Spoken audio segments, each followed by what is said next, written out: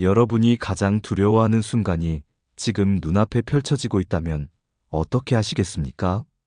사랑한다고 믿었던 사람이 갑자기 등을 돌리고 친구라 여겼던 이가 뒤에서 칼을 겨누며 여러분의 진심을 비웃는다면 어떤 기분이 들겠습니까?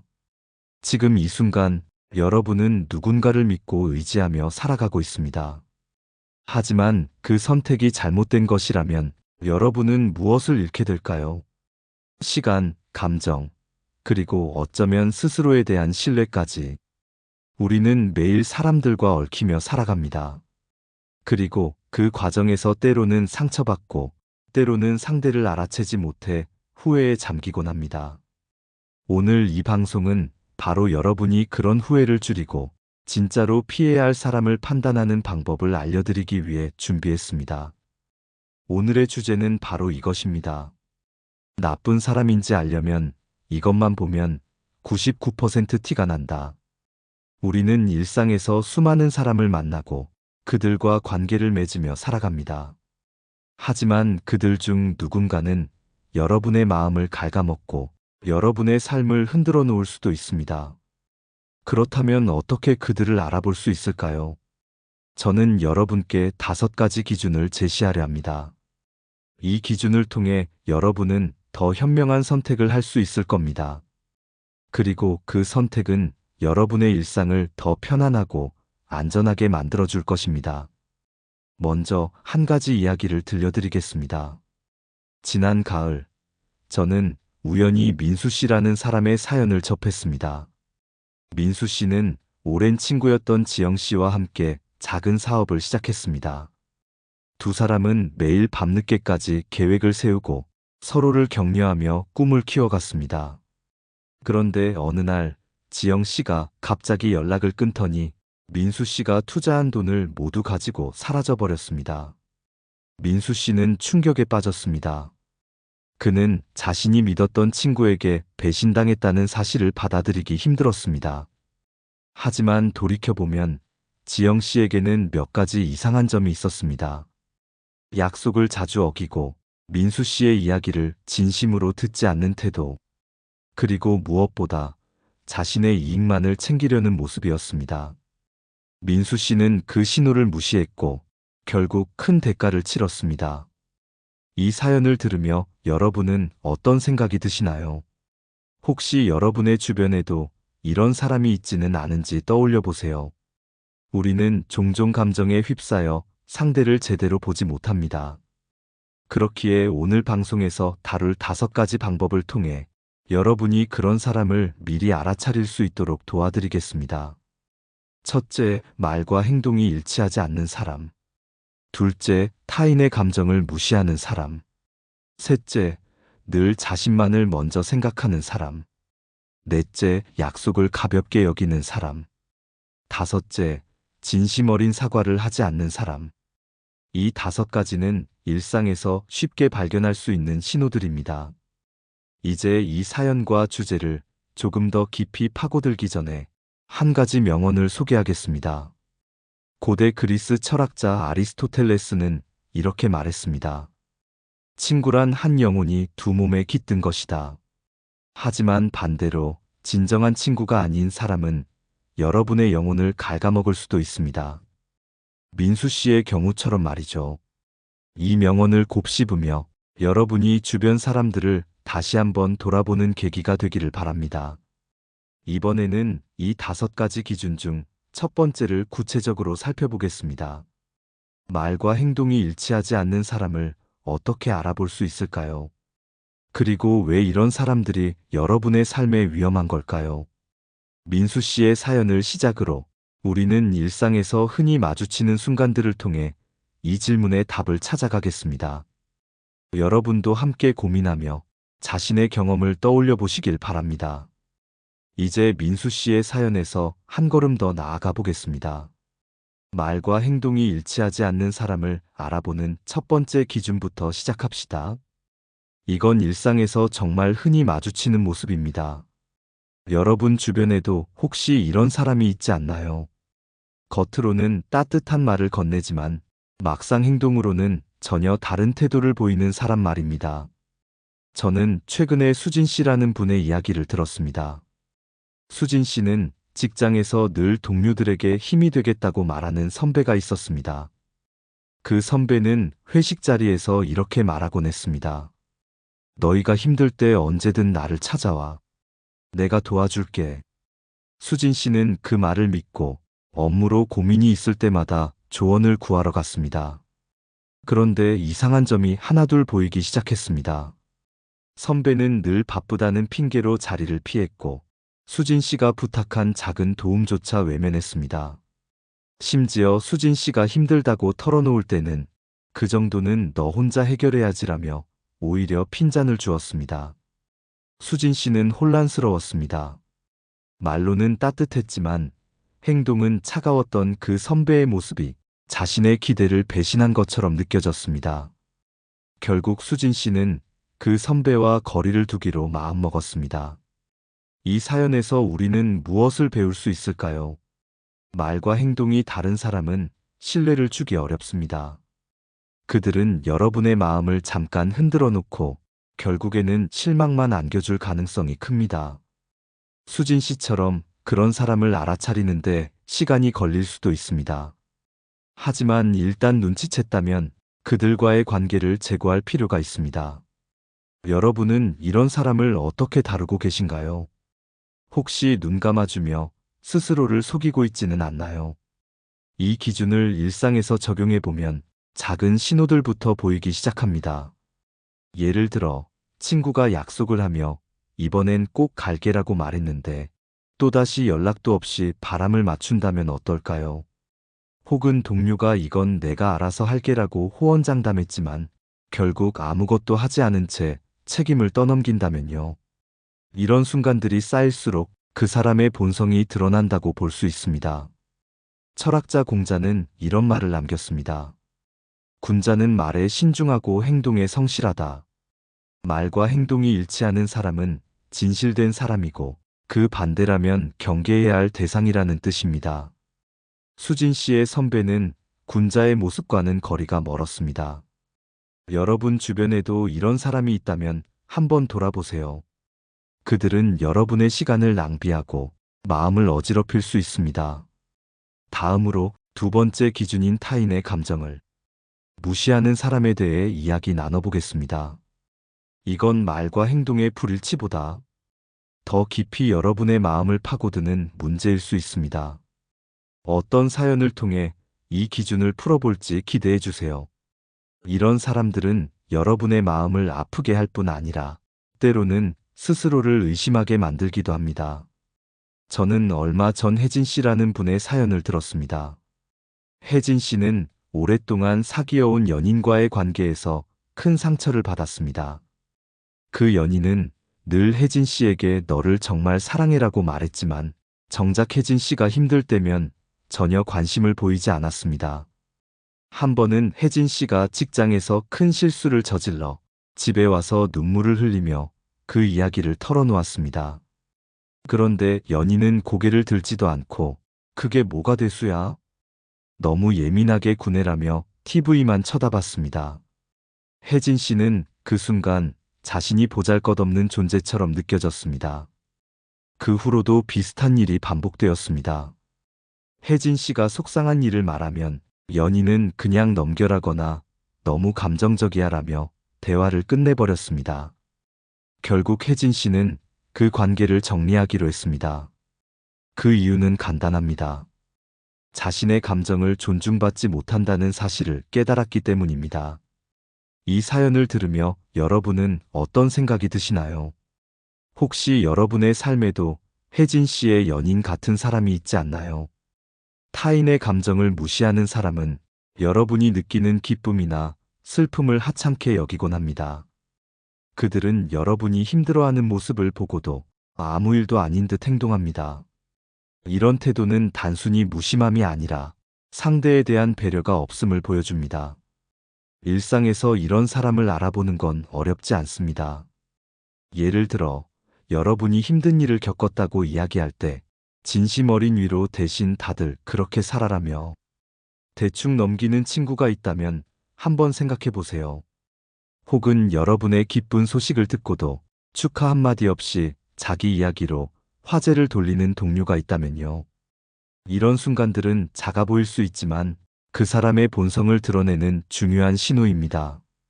혜진 씨의 경험은 우리에게 큰 교훈을 줍니다. 자신의 감정을 소중히 여기는 사람과 함께해야 여러분도 마음의 평화를 지킬 수 있습니다. 프랑스 철학자 장폴 사르트르는 이렇게 말했습니다. 타인은 나를 비추는 거울이다. 하지만 그 거울이 여러분의 감정을 왜곡한다면 그 타인은 여러분에게 필요 없는 존재일지도 모릅니다. 혜진 씨는 결국 자신을 위해 결단을 내렸습니다. 여러분은 어떠신가요? 주변에 여러분의 감정을 존중해주지 않는 사람이 있다면 그들과의 관계를 어떻게 정리하고 싶으신지 한번 고민해 보세요. 이 질문은 여러분의 마음을 더 단단하게 만들어줄 겁니다. 다음으로 세 번째 기준인 늘 자신만을 먼저 생각하는 사람에 대해 이야기 나눠보겠습니다. 이들은 어떻게 여러분의 삶에 영향을 미칠까요? 이런 사람들은 여러분의 헌신을 당연하게 여기고 자신의 이익만을 챙기려는 경향이 있습니다. 저는 최근에 준호 씨라는 분의 사연을 들었습니다. 준호 씨는 동네에서 만난 지민 씨와 오랜 친구로 지냈습니다. 두 사람은 함께 여행을 계획하고 서로의 고민을 나누며 돈독한 우정을 쌓아왔습니다. 그런데 시간이 지나면서 준호 씨는 이상한 점을 느끼기 시작했습니다. 지민 씨는 늘 자신의 편의를 우선했습니다. 여행을 갈 때면 숙소나 맛집은 지민 씨 취향대로 정해졌고 준호 씨가 다른 의견을 내면 너는 괜찮잖아라며 무시하곤 했습니다. 한 번은 준호 씨가 급하게 돈을 빌려달라고 부탁받았습니다. 지민 씨는 나도 힘들지만 너니까 빌려주는 거야라며 큰 은혜를 베푸는 척했습니다. 하지만 정작 준호 씨가 힘들 때 도움을 청하면 나 지금 바빠서 힘들어라며 외면했습니다. 준호 씨는 점점 지쳤습니다. 자신은 늘 지민 씨를 위해 양보했는데 돌아오는 건 공허함 뿐이었습니다. 이 사연에서 우리는 무엇을 볼 수 있을까요? 늘 자신만을 먼저 생각하는 사람은 여러분의 노력을 당연하게 여기고 감사할 줄 모릅니다. 그들은 관계를 유지하는 데 필요한 균형을 깨뜨립니다. 준호 씨처럼 여러분도 이런 사람에게 마음을 주었다가 결국 상처만 남는 경험을 하셨을지도 모릅니다. 여러분 주변에는 이런 사람이 있나요? 혹시 여러분의 헌신을 이용하는 사람은 아닌지 돌아보세요. 일상에서 이런 태도를 알아차리는 건 어렵지 않습니다. 예를 들어, 친구가 약속 시간을 자주 변경하며 너는 이해해줄 거지라고 말한다면요. 혹은 동료가 자신의 업무를 떠넘기며 너라면 잘할 거야라며 떠넘긴다면요. 이런 행동은 그들이 여러분을 진심으로 생각하지 않는다는 증거입니다. 작은 이기심이 쌓이면 결국 큰 상처로 돌아올 수 있습니다. 이 문제를 깊이 생각하게 하는 말은 영국 철학자 존 스튜어트 밀에게서 찾을 수 있습니다. 그는 행복은 서로의 이익을 존중할 때만 가능하다라고 했습니다. 준호 씨와 지민 씨의 우정은 이 존중이 무너지면서 흔들렸습니다. 여러분도 관계에서 이 균형을 잃고 있다면 그 관계가 과연 지속할 가치가 있는지 고민해 보시길 바랍니다. 준호 씨는 결국 지민 씨와 거리를 두기로 했습니다. 그는 자신의 마음을 지키는 법을 배웠습니다. 여러분은 어떤 선택을 하시겠습니까? 다음으로 네 번째 기준인 약속을 가볍게 여기는 사람에 대해 나눠보겠습니다. 이들은 어떤 모습으로 여러분의 삶에 영향을 미칠까요? 약속은 사람 사이의 신뢰를 이어주는 다리입니다. 하지만 이 다리를 함부로 무너뜨리는 사람들은 여러분의 시간을 아무렇지 않게 낭비합니다. 저는 얼마 전 은영 씨라는 분의 사연을 들었습니다. 은영 씨는 회사 동료인 태훈 씨와 중요한 프로젝트를 함께 준비했습니다. 두 사람은 주말에 만나 자료를 정리하기로 약속했습니다. 은영 씨는 약속 시간에 맞춰 카페에 도착했지만 태훈 씨는 1시간이나 늦게 나타났습니다. 태훈 씨는 미안하다는 말 대신 어차피 급한 일 아니잖아라며 웃어넘겼습니다. 그 후로도 이런 일이 반복되었습니다. 회의 시간을 정해놓고 나타나지 않거나 마감일에 맞춰 자료를 넘기기로 했지만 연락조차 없는 경우가 잦았습니다. 은영 씨는 매번 혼자 남아 일을 처리하며 태훈 씨를 기다리는 시간이 점점 무의미하게 느껴졌습니다. 결국 은영 씨는 태훈 씨와의 협업을 피하기로 했습니다. 그는 약속을 지키지 않는 사람과 함께하는 게 자신의 마음을 지치게 한다는 걸 깨달았습니다. 이 사연에서 여러분은 어떤 생각이 드시나요? 약속을 가볍게 여기는 사람은 여러분의 노력을 존중하지 않습니다. 그들은 여러분이 기다리는 시간을 하찮게 여기고 결국 신뢰를 무너뜨립니다. 혹시 여러분 주변에도 태훈 씨 같은 사람이 있나요? 약속을 어기고도 대수롭지 않게 여기는 태도를 보인 적이 있나요?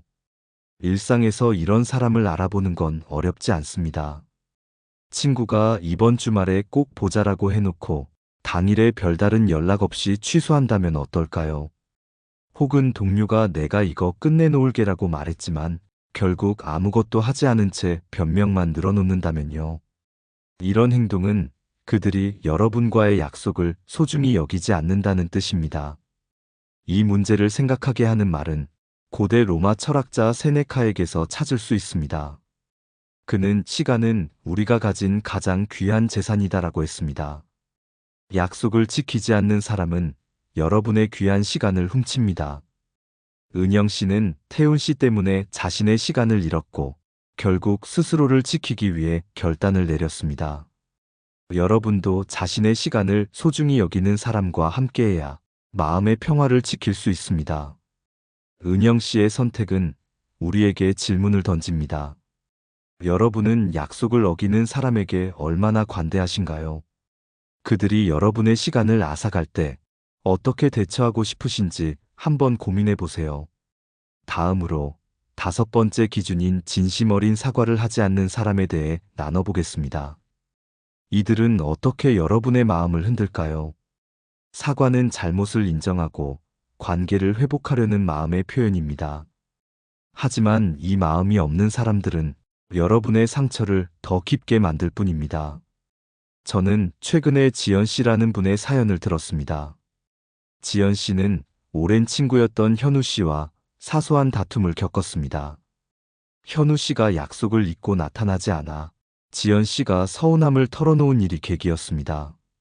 현우 씨는 사과 대신 이렇게 말했습니다. 너무 예민하게 굴지 마. 내가 좀 바빠서 그랬을 뿐이야. 지연 씨는 그 말이 더 아프게 들렸습니다.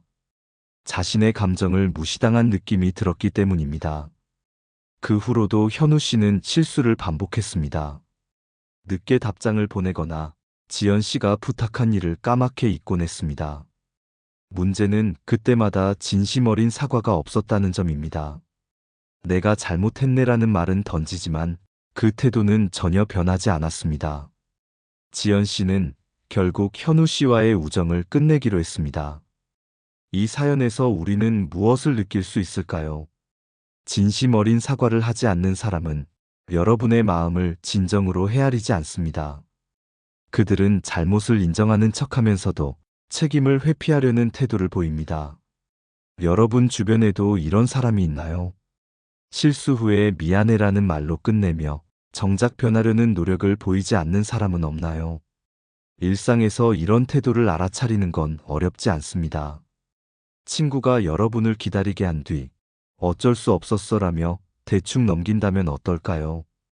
혹은 동료가 실수로 여러분에게 피해를 주고 내가 그럴 의도는 아니었어라며 변명만 늘어놓는다면요.